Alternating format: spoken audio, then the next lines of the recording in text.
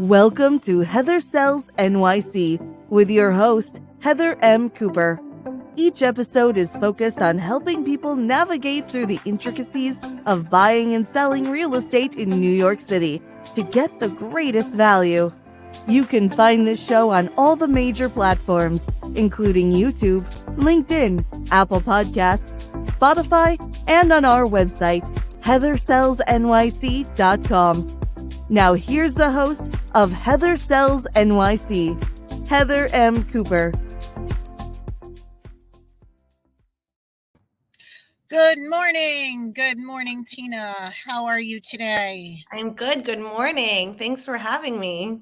You're welcome. Today, I welcome Tina Ramchandani from Tina Creative, the award-winning residential interior designer, known for her elegant and inviting spaces with a keen eye for detail. Tina's work has earned her recognition in the industry. Join us as we explore Tina's creative process, latest design trends, and how she brings her clients' dreams to life. Welcome, Tina, and thank you for being on Heather Sells NYC. Thank you. It's good to be here. Just quick correction. The firm is Tina Ramchandani Creative. Oh, so sorry about that. That's okay. We want people to find you.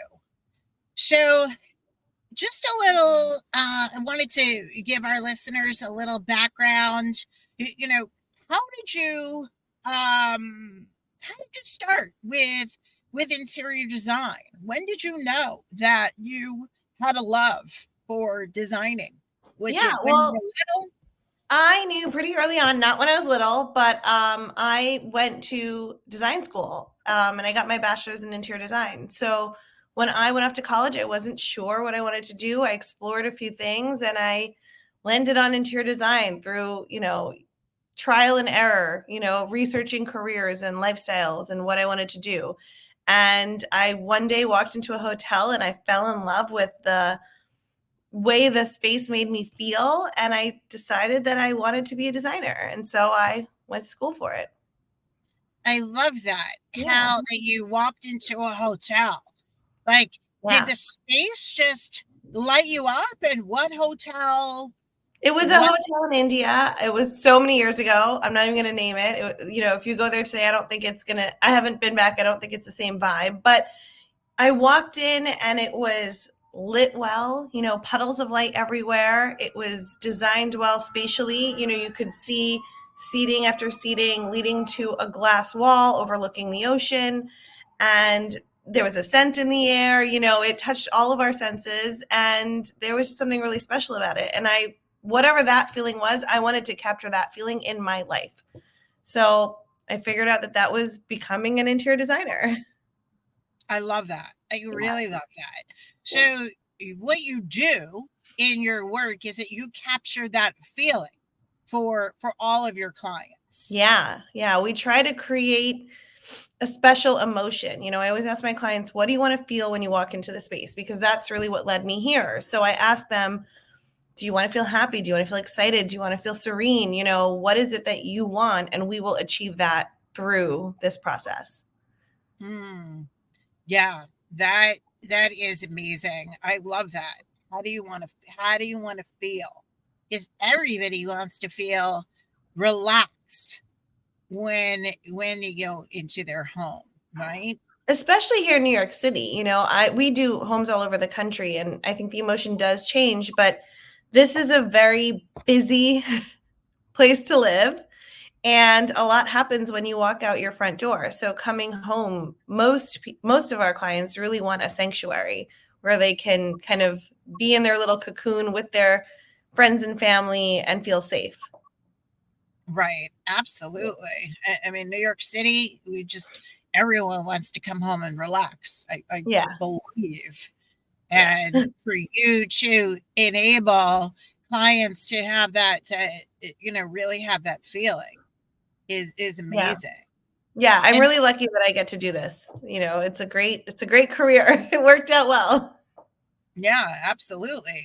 I mean, I get to see amazing apartments on a daily basis. So I understand, there are so many different types of clients that really want to feel like home when when they purchase. So really let's get into the process of like when you meet a client, how does that process work to really discover what it is that that they are looking for? Well, we're really lucky. We've got clients that trust us. Most of our clients come to us because they want a feeling, a look, an aesthetic, a lifestyle. And our signature aesthetic and lifestyle is called Soulful Minimalism. So we have developed a very specific strategy to get to that end result. And it starts with, as you said, discovery. So it starts with a discovery meeting, a design discovery meeting. And it's about a 2-hour meeting. Sometimes it runs over because we're having a lot of fun, but it's half interview. We're asking questions like the emotion, what is your favorite public space, specifics in that use of the home functionality, specific furniture and lighting things. Some people like high back dining chairs, some people like low back dining chairs. So we get into the details of all of that for the first half. And then the second half is really a visual interview. So I have several images that I will bring to the table that I want the client to react to, good or bad. And I ask them to bring images of things that they're relating to, and we ask why. Everybody looks at an image and sees a different thing. I think also everybody says different words for things, right? Everybody's words for modern are different. So through the combination of these two types of interviews, we understand what exactly the client is trying to establish, even if they don't fully understand it. And from there, we create a full vision for them and present that vision to them through a series of images and sketches and layouts and materials. We'll pull materials and we'll present this to them so they understand that we have captured what is in their mind and put it through our lens of soulful minimalism. And then we all agree on the vision and we're off to the races. I love that idea of soulful minimalism. How did you come up with soulful minimalism? Like, is it kind of happened one day. I am not a maximalist. I appreciate all types of design, but when I live in my own home or even in our office, I don't love to be surrounded by a lot of unnecessary things, right? Mm-hmm. And I love things because this is why I do this, but I prefer each piece around me to have a purpose. Is it sentimental? Is it because I really, really enjoy looking at it? Is it functional? So through a deep dive into what we're doing and what we've been doing with our clients, I realized that we're not only designing homes, but we're curating these spaces so our clients are able to live surrounded by the things that matter most to them, so they can really focus on the things that matter and the people that matter in their lives. So that is essentially how I came up with that phrase. And I think it really resonates with people because when you see our work, unlike others, they're not exactly the same, right? Your home is not going to be exactly the same as your neighbor's home, but there is a common thread running through all of our spaces. Right, definitely. And sometimes I feel like it's difficult for clients or people to really express themselves as to what is their style. Sometimes do you ever find that sometimes people say, "Oh, I'm modern," and then it really switches to minimalist once you show them like the pictures and the different styles? Yeah, well, that is actually why we came up with this signature onboarding process. This is how we got to this point, because through trial and error, trusting words or trusting a statement, it's not a client's fault. They don't do this every day, right? So they'll see something on Pinterest or in a magazine and it'll be called something, but it's not exactly what they want. So we do ask lots of questions. How are you using the space now? If you're already living there, how do you intend to live in this space? And with function and aesthetics together, we're able to come up with their vision and the design direction. Right. Yeah. No, that's really great. Is there a particular style that you're seeing, or a particular, I don't know, pattern, or is it truly dependent on every client? It's Is there really, different? yeah, it's really dependent. And actually now, I've been doing this for a long time. There's always trends, but I think for the past 4 or 5 years, the trend is really following your own intuition and doing what you want to do in your home versus what you see out in the world or what your friend has, because people are spending so much more time in their homes and they want to be surrounded by things that they love. So I don't think that there's one pattern, one color, one, style. I think the trend is really just doing exactly what you want to do. Right. And that makes sense. I mean, it's like, just because somebody has like a black wall or a red wall in their home, or wallpaper, doesn't necessarily mean that it's going to work for another client. 100%. Yeah. Yeah. So, if I had a buyer that came to me and they were purchasing, say, a $5 million apartment, what would how would what would be the best way for me to introduce you? We get introduced in many ways. Email. Sometimes clients find us on Instagram. I get a lot of phone calls from people that I know that we do business with that recommend us. So I think the first thing is just reach out, and then we schedule a phone call, because I think a lot of people in the past have said, just come to my house. You have to see it. You don't understand. My house is special. And it is. I'm not doubting that. But really, what I look for is the connection with the homeowner or, the client. It could be, we've done plenty of rentals as well, but it's that connection. So I don't even want to get on a Zoom. I want to be on a phone call and listen to the words that they're saying and speak to them about what their needs are. And I want them to tell me what they're thinking about. And then we do talk about the process in that phone call. And from there, we have extra steps, right? From there, I'll put together a very rough proposal. We have a couple different ways of working with people depending on what their needs are. We do, gut renovations. We've done new construction. We do just decorative, So from there, we put together a proposal and we talk again and we say, is this process what you're thinking of? Is what I'm proposing to you aligned with what you were wanting? And then if it makes sense, we will meet, we will walk through the home, they'll come to our office. There are many ways to get to the next step. But I find just going to someone's home and looking around, you don't connect because you're so focused on looking at everything and you're not listening. Or at least for me, the clients weren't telling me because they wanted me to just see. So this is how we got to this onboarding process.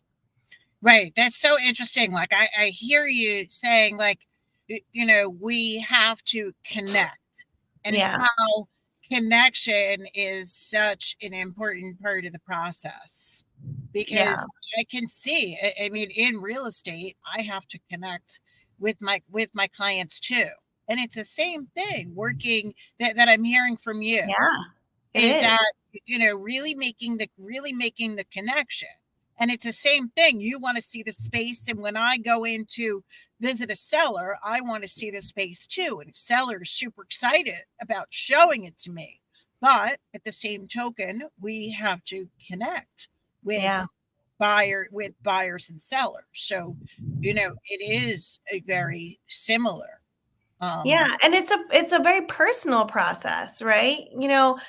I love what I do and I love beautiful spaces and I love creating. So I can walk into any space and say, I have 1,000 ideas for this, right? But I have to understand what my client wants and they have to understand how we work and what we bring to the table before we look at any space. And it's worked so well that, we now for many clients, we sign contracts before I've even seen the space because we've made that connection and we really understand each other, and the space is a space because I know what they want and we can pull out of them that design direction.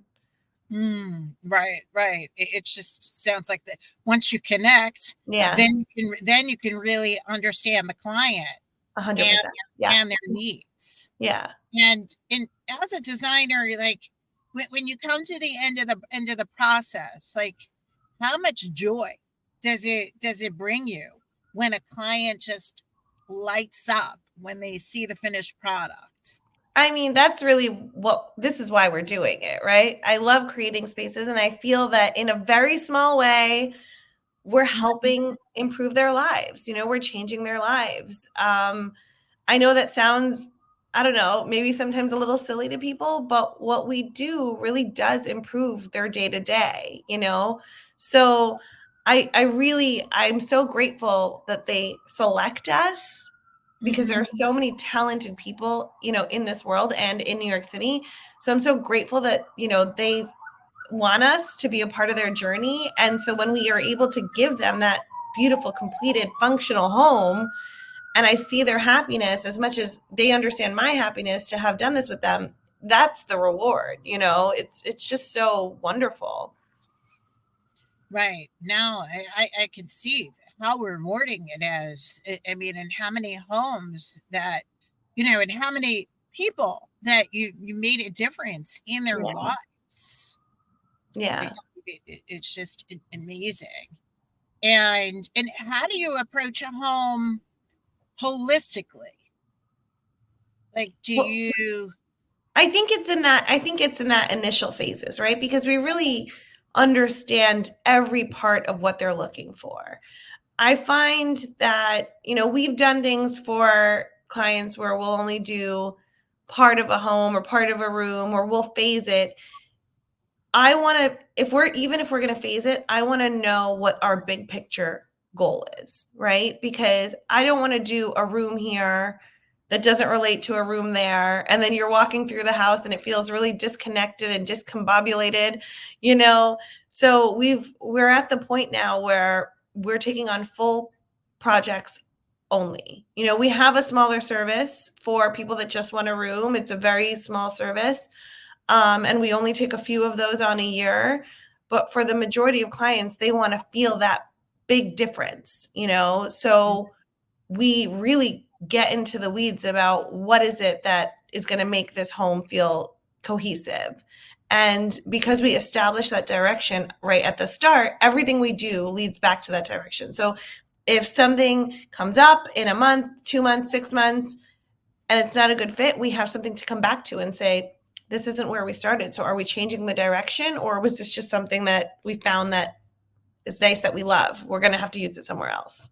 Yeah. Right. And how long can a project from start to finish take? It's very dependent on a lot of things. Construction, timelines, we can't account for that. But I think design time, it can take as little as 4 months, and it can take 2 years or 3 years, depending on what we're doing. But we've turned a home over in 8 or 9 months, by the time everything gets ordered and delivered and installed. But that's really on the short end of things because we're making a lot of the stuff. So a lot of these things are special and have to be made for our clients. Yeah. Now, when you say they have to be made, are you sometimes ordering from Italy or Turkey or all over? I mean, window treatments need to be made. We do a lot of custom furniture, a lot of custom rugs, a lot of custom sofas and millwork. So that is, we are ordering from around the world, but we want everything to fit in the space, and specifically in New York City. Elevators are not large. So sometimes things need to be made in pieces so that they can fit. Because we may want like a 10-foot table because the space allows for it. But unless we're going to crane it up, we're going to have to make it in pieces and assemble it on site. So because of these reasons, we're very thoughtful about how we approach the creation of these items. Right. That's quite interesting, because you not only do you have to think about the interior, but you also have to think about the elevators and the stairwells and so forth. Yeah, there's a lot of moving parts to it. Gotta love New York City and and the small spaces that come with it. When we do homes, it obviously takes longer. They're larger spaces, but because we've got doors and back doors and driveways and garages, oftentimes, even if something has to be custom made, it's easier to deliver. But we just, we've done it so many times that we kind of know, okay, this space takes X, this space takes Y, and we know what to do. Right. And I'm sure, obviously, working in New York City, you've worked with co-ops and condos, so you know the procedures and the alteration agreements and the processes. Of course, there's always tons of nuances involved. So also, I was just thinking, when you go outside of New York City, do you also do, you said you do all over Westchester, New Jersey, Long Island? Yeah. Other states, like, say, if somebody called you for a project in Miami? Yeah, we've done work in Florida. We've done work in DC and LA.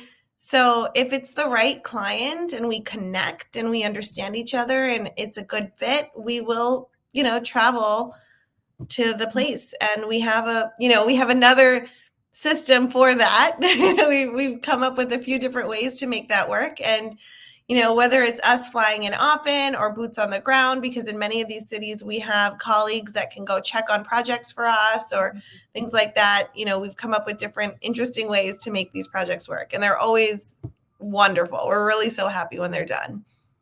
That's great. Yeah. Sounds like you have a lot of teamwork and a lot of collaboration all over this. So that's super important.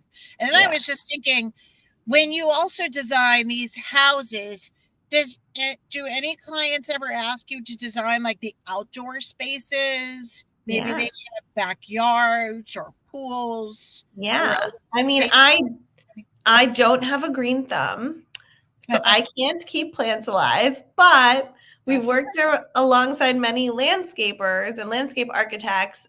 So we'll do, the soft furnishings and layout with the landscape architect, and then suggest, ideas of what we want it to look like. And then, of course, the landscape architect has a lot of control over, the rest of that stuff. And they help with the irrigation systems and picking out the plants and the pavers and things like that. And we're, it's a collaboration, like you said, but we're definitely very involved because we do want the exterior to reflect the interior. We want our clients to be able to walk outside and it's a seamless transition, because outside of New York City, there is a lot of indoor outdoor living. So we don't want it to feel like a whole different space. Right. No, it's so interesting. It's like, and then, I was thinking about, the town. Do you actually, like, I was thinking of like a Montclair vibe. I have a client that moved to Montclair, and there could be a certain vibe to the town. Yeah. Did you ever think of the vibe of the town and the vibe of the people, or is it just such a personal process that it's both? Some of our clients have moved to towns for those feelings, right? They want to fit into the spirit of the town that they're living in.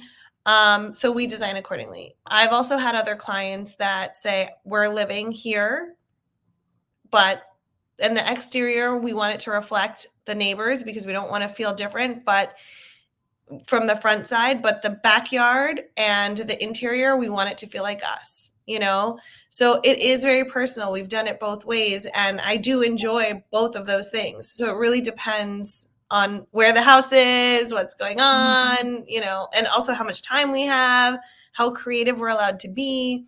So there are many factors. Right. Yeah. I mean, what just keeps coming to mind is joy and how much joy like it brings to you. Yeah. And like just it sounds like meeting a client, from actually collaborating and from creating the design to actually working on the design to the end result. Yeah. Just And we don't just hand over a house with just furniture. We finish it, till the end. So we'll do the art and accessories and table linens and bedding and everything that needs to be done so a client can walk in. And I think that that's really what the great feeling is, right? They walk in and they don't have to bring anything. They feel like they're at home already. I love that. I love that. Now, if I had to think of like a favorite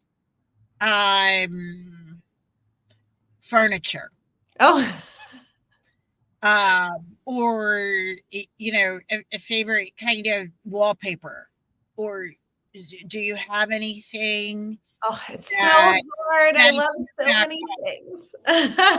I don't have something on the top of my head, but I don't they know. won't pigeonhole you? It It's not, doesn't mean it's not that. It's just like, we do so many things for so many people, and I really do love, so many brands. Like we work with so many, furniture brands and plumbing fixture brands, and they're all very specific.